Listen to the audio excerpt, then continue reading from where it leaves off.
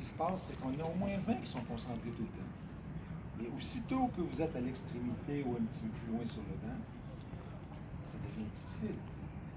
Il y a un risque. Puis parfois, ça part d'une bonne intention. Vous observez un exercice, ça vous fait penser à quelque chose. Vous avez un cerveau, vous l'utilisez. Vous êtes en train de faire des liens avec soit le nageur que vous avez eu, c'est pas ce qu'on a déjà appris. Et là, vous l'exprimez à votre voisin. Jusque-là, ça peut aller. Mais là, après, il y a une grande discussion philosophique qui débute. Et vous êtes complètement sorti de ce qui se passe du groupe.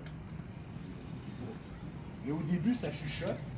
Et ensuite, les arguments ont besoin de volume de voix pour vaincre l'argument contraire. Et là, ça vient nous déranger, nous autres, quand on est en train de travailler. Est-ce que ça ressemble à ce qui se passe? Suis-je dans un univers parallèle? C'est bon? Je ne vous blâme pas, c'est un principe. Et c'est pour cela que même vous, quand vous allez diriger, il y a une limite au volume. À partir d'un certain nombre, vous allez diluer ce qui va se passer. C'est bon? Je me sens à l'aise de le dire, vous êtes tous des intervenants. Vous pouvez tous vivre ça. Je ne cherche pas à blâmer personne parce que c'est humain. À 20, on n'aurait pas ce problème-là. Mais je ne pouvais pas exiger d'avoir 20 participants. Du bout du monde, on est ici, il y en a 30, on va s'arranger avec ça. Okay. S'il y avait eu 10 à 12 participants dans la piscine, on n'aurait pas. S'il y a 10 à 12 personnes qui font chaque exercice, je vais passer mon temps à donner des rétroactions. On avait fait à peu près le tiers des exercices.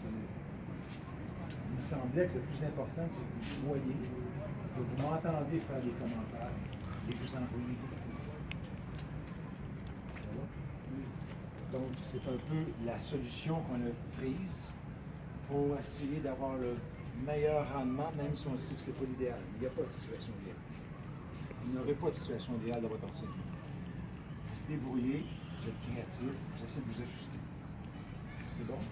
Donc, ceci dit,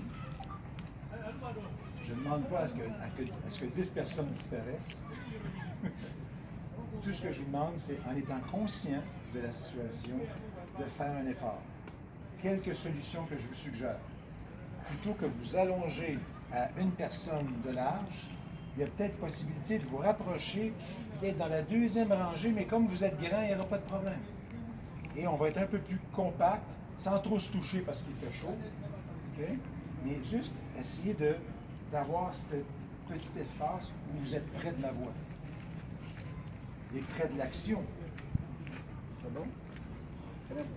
Et quand vous êtes tenté d'exprimer quelque chose, tournez votre langue 7 fois dans la bouche. Et ça va. C'est bon? C'est normal d'avoir des réflexions quand vous observez. Vous faites référence à votre passé, puis dans plusieurs cas, il est très riche. Vous essayez d'intégrer la nouvelle information avec tout ce que vous avez. Vous auriez le goût de parler, de le dire. Parfois, c'est « Oh, je viens de comprendre ».